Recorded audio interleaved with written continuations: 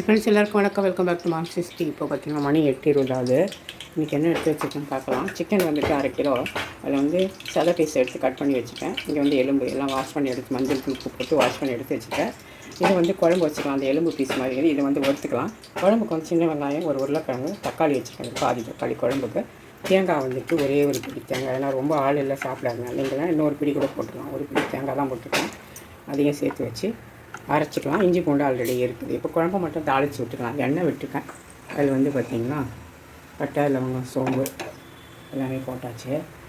இப்போ இதுலேயே வந்துட்டு நம்ம பச்சை மிளகாய் ஒன்றுக்கு போட்டு இந்த உருளைக்கிழங்கு வச்சு இல்லையா அதையும் போட்டுக்கலாம். சின்ன வெங்காயம் இருக்குது.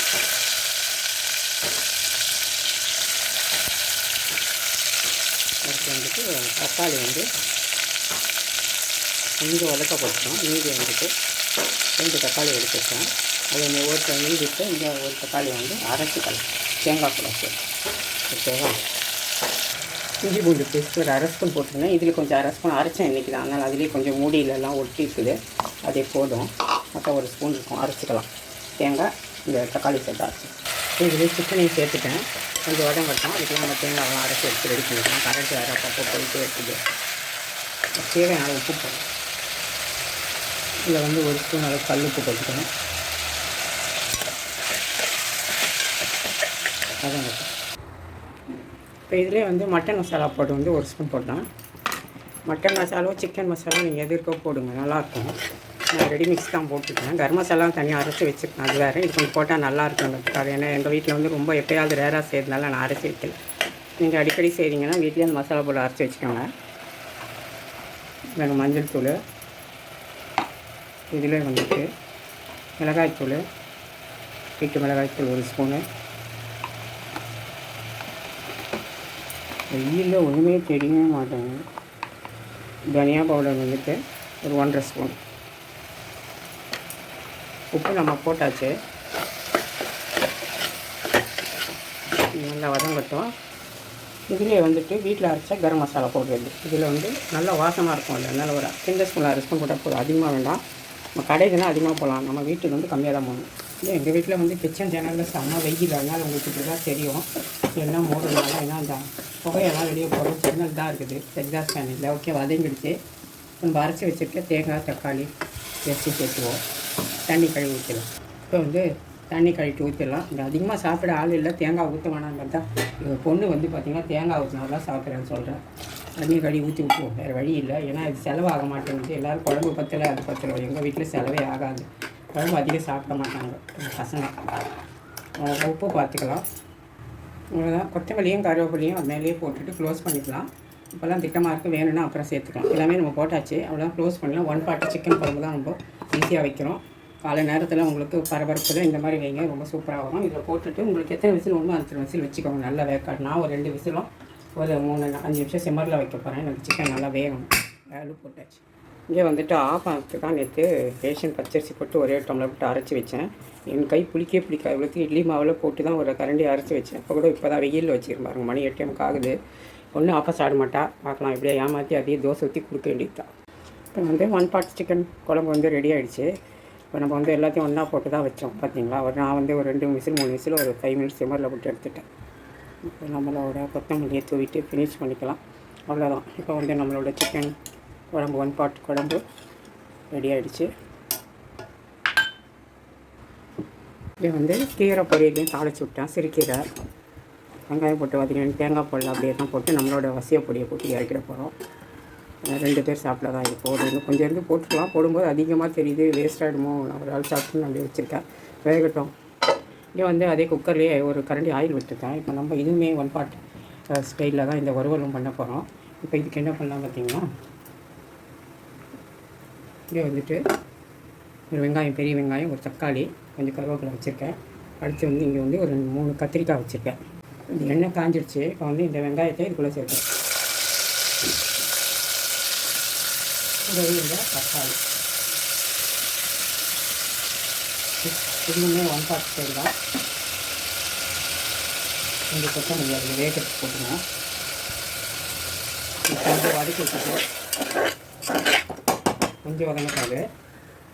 நம்மளோட பொரியல் வந்து இங்கே வந்து ரெடி ஆகிடுச்சு. ஒரு ஆளே சாப்பிட்லான்னு கொஞ்சம் தான் இருக்குது, போட்டுருந்தா அழகாக 2 பேர் நிறைய சாப்பிட்ருக்கலாம். சரி ஓகே போதும் வச்சு பார்த்தா கொஞ்சமாக தான் ஆகியிருக்குது. இங்கே வந்துட்டு வெங்காயம் தக்காளி இதெல்லாம் வதங்கியிருக்கோம். இது வந்து ஒரு ஸ்பூன் வந்து இஞ்சி பூண்டு பேஸ்ட், சின்ன ஸ்பூனாக இருக்கிறதுனால நான் 2 போட்டுக்கிறேன். பெருசாக இருந்தால் நீங்கள் 1 போட்டு.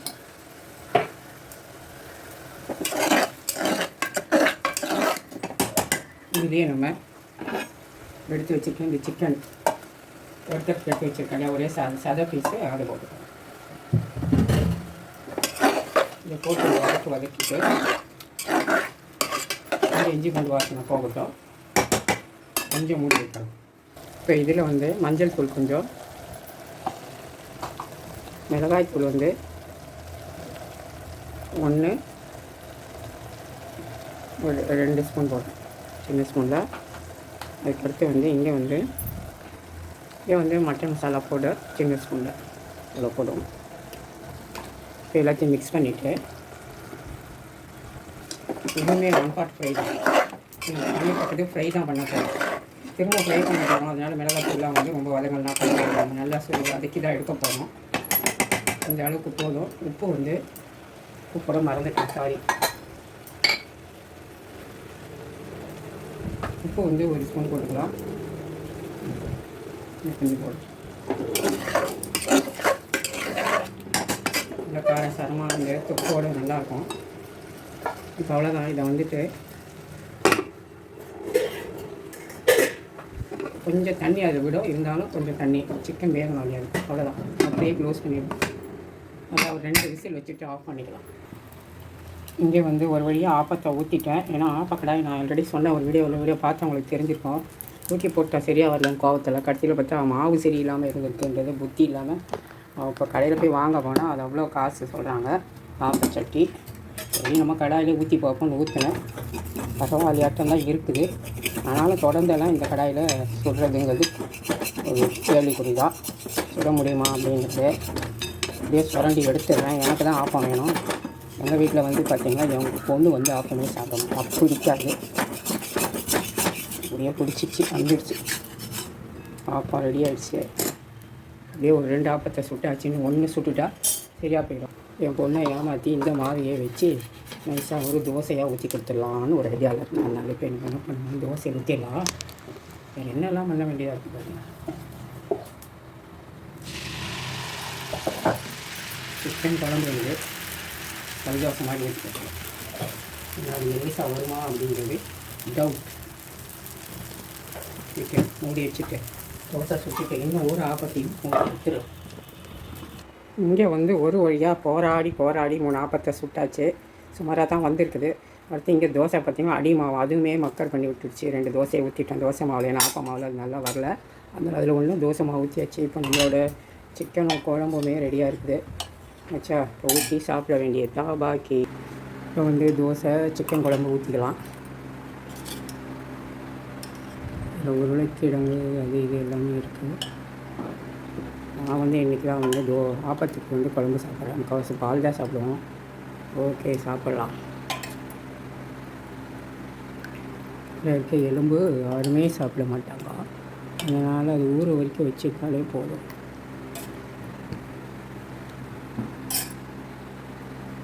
ஃப்ரெண்ட்ஸ், இப்போ வந்து டிஃபன் எல்லாம் சாப்பிட்டு முடிச்சாச்சு. இப்போ வந்து சிக்கன் நம்ம வேக வச்சுருந்தோம் இல்லையா, இங்கே பாருங்கள் 1 பார்ட் குக்கிங் எல்லாம் சூப்பராக வந்துட்டு பாருங்கள். பார்த்தாலும் தெரிஞ்சுக்கணும் உங்களுக்கு. இப்போ எல்லாமே நம்ம போட்டாச்சு. ரொம்ப ஈஸி மெத்தட் தான். இப்போ நம்ம என்ன போகிறோம், எண்ணெயுமே போட்டாச்சு. இப்போ ஒரு கடாயை வந்து அடுப்பில் போட்டுருக்கேன். இப்போ இதை அப்படியே இதில் இப்போ வறுக்க போகணும். அதனால தான் இப்போ கடாயில் கொஞ்சம் சவுக்காக வறுக்கணும்னா அதில் போட்டால் தான் நல்லாயிருக்கும் இல்லையா, அதுக்காக தான். இப்போ இது கூடயே வந்துட்டு இந்த கத்திரிக்காய் வந்து ஒரு 3 வச்சுருக்கேன். 3 இன்ச்சு அதிலே போட்டுட்டு அது வேகட்டும். சிக்கன் கூட சேர்ந்து அது வேகும்போது நல்லாயிருக்கும். அதுக்காக தான் அப்படியே வந்து மூடி வச்சிடலாம். கூட வந்து கொஞ்சம் கொத்தமல்லி கருவேப்பிலை போட்டு மூடுவோம். அப்புறமா ஜூஸ் எல்லாம் இறங்கும். ஆல்ரெடி ரொம்ப போடலை முதல்ல. ஓகே, அது கொஞ்சம் கத்திரிக்காய் வேக வரைக்கும் இருக்கட்டும். இப்போ வந்து கத்திரிக்காய் எல்லாமே வெந்துடுச்சு. கொஞ்சம் கரம் மசாலா போட்டுக்கலாம். நம்ம எதுவுமே போடலை அதில் இல்லையா, வெறும் மட்டன் மசாலா போடலாம் போட்டோம். அதனால் ஒரு 1/4 ஸ்பூன் அளவு போடுவோம். இதுக்கு நான் வேண்டாம், அவ்வளோதான். அதை அப்படியே மிக்ஸ் பண்ணி கொடுத்துட்டு இந்த கத்திரிக்காய் போட்ட சிக்கன் வறுவல் வந்து ரெடி ஆச்சு. கத்திரிக்காய் அப்படியே ஓப்பன் பண்ணி வச்சாலே வெந்துடும். நான் மூடி போட்டேனே தவிர ஒரு நிமிஷத்துலேயே நான் ஓப்பன் பண்ணிட்டேன், குழப்பலாம் ஆகிடும். இப்போ வந்து கடைசியாக கொஞ்சமாக கொத்தமல்லி தூவிடுவோம். அவ்வளோதான், நம்மளோட சிக்கன் கத்திரிக்காய் ஃப்ரை வந்து ரெடி ஆகிடுச்சுங்க. சூப்பராக கத்திரிக்காய் இந்த மாதிரி முழுசாக போடணும் காம்போட. அதை சாப்பிட்றப்ப ரொம்ப ரொம்ப டேஸ்டியாக இருக்கும். அதெல்லாம் நம்ம ஸ்டவ் நிறுத்திக்குவோம். ஃப்ரெண்ட்ஸ், மதியான சமையல் பார்த்தோம்னா இங்கே வந்து களி வந்து கொஞ்சம் வித்தியாசமாக குக்கரில் பண்ணிருக்கேன். அடுத்து காலையில் வச்சு சிக்கன் உருளைக்கிழங்கு போட்டு கறி குழம்பு, 1 பாட் சிக்கன் குழம்பு, அதுக்கப்புறம் சிக்கனும் கத்திரிக்காய் போட்டு ஃப்ரை பண்ணியிருக்கேன். அடுத்து இங்கே வந்து சிறுக்கீரை பொரியல், அதில் ஒருத்தர் சாப்பிட்டாச்சு. 3 சப்பாத்தி வந்து டின்னர் பாக்ஸுக்கு கட்டியிருக்கேன். இப்போ குழம்புமே ஃப்ரையும் வச்சுட்டு நான் காட்டுறேன். இங்கே வந்து டின்னர் பாக்ஸ் கட்டியா சப்பாத்தி சிக்கன் ஃப்ரையும் குழம்பு வச்சாச்சு. அடுத்து இங்கே களி பார்த்துலாம். இங்கே பார்த்தீங்கன்னா குக்கரை வந்து நான் ஓப்பன் பண்ணிட்டேன். இப்போ பார்த்தீங்கன்னா ஒரே ஒரு விசில் வச்சு நான் எடுத்தாச்சு. எப்படி வந்திருக்கு களி அப்படிங்கிறத பார்க்கலாம். பாருங்கள், சூப்பராக தான் இருக்குது. கிண்டி விட்டுட்டு நம்ம எடுத்துடலாம். பாருங்கள், களியை வந்து நான் ஊற்றி வச்சுட்டேன். கொஞ்சம் வந்து நான் குழப்பலா அப்படி தான் பண்ணியிருக்கேன். கொஞ்சம் ஜீரண சக்திக்கு நல்லது அப்படின்னு, அதனால அப்படி பண்ணியிருக்கேன். நீங்களும் இந்த மாதிரி பண்ணுங்கள், நல்லாவே இருக்கும். அது வயசானவங்களாம் கொஞ்சம் சாப்பிட்றதுக்கு ரொம்ப டேஸ்ட்டாகவே இருக்கும். குழம்பு ஊற்றிக்கலாம், சிக்கன் குழம்பு நல்ல குழம்பு தொலைன்னு ஊற்றி இந்த சிக்கன் குழம்பு சாப்பிட்றப்போ அந்த களிக்கும் அதுக்கும் செம்ம டேஸ்ட்டாகவே இருக்கும். இந்த பாருங்கள் எவ்வளோ ஊற்றிருக்கேன், சரிதா? அடுத்து இங்கே வந்து சிக்கன் ஃப்ரை இருக்குது. நான் சிக்கன் எதுவும் வச்சுக்கல, வெள்ளி கத்திரிக்காய் மட்டும் ஒன்று வச்சுக்கிறேன். அப்புறமா நைட்டுக்கு சாப்பிட்லாம் அப்படின்னு பார்க்குறேன். அப்படியே இருக்கட்டும். எனக்கு என்னோடய லஞ்ச் வந்து இதுதான். சூப்பரான ஒன்று, ராகி களியும் சிக்கன் குழம்பும் ப்ளஸ் சிறுக்கீரை பொரியல். வந்து கீரை பொரியல் தான் சாப்பிட்றேன், நல்லா இருக்குது. இந்த மாதிரி தேங்காய் போடாமல் செஞ்சு பாருங்கள், நல்லாயிருக்கும். காரமும் எதுவுமே போடல, பார்த்துக்கோங்க. வெங்காயம் கொண்டு வதக்கி இல்லை இட்லி மிளகாய் அப்படி வச்சுருந்தாங்க, அது போட்டு இறக்கிட்டேன். ரொம்ப நல்லா கீரை பொரியல். இந்த ராகி களி சாப்பிட்றேன். சொட்டு கூட ஒரு உருண்டை கட்டாமல் வந்திருக்கு. இந்த மாதிரி ட்ரை பண்ணுங்கள். நான் வந்து சொல்லித்தரேன் உங்களுக்கு எப்படிங்கிறத. நான் அந்த டீட்டெயில் போடலை, நெக்ஸ்ட் டைம் நான் காட்டுறேன்.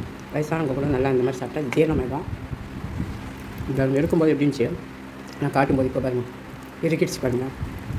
எப்படி இருந்தால் தான் நம்மளாலாம் சாப்பிட முடியும். சென்னையிலாம் அந்த மாதிரி களி அதிகமாக சாப்பிட்டு பழக்கலாம். கொஞ்சம் இந்த மாதிரி சாப்பிட்டிங்கன்னா நல்லாயிருக்கும். குழம்பு கறி குழம்பு தான் ரொம்ப டேஸ்ட்டாக இருக்குன்னு சொல்லுவாங்க. இதுதான் இன்றைக்கி வச்சு செஞ்சு சாப்பிட்றாங்க. இன்னும் நல்லாயிருக்கு.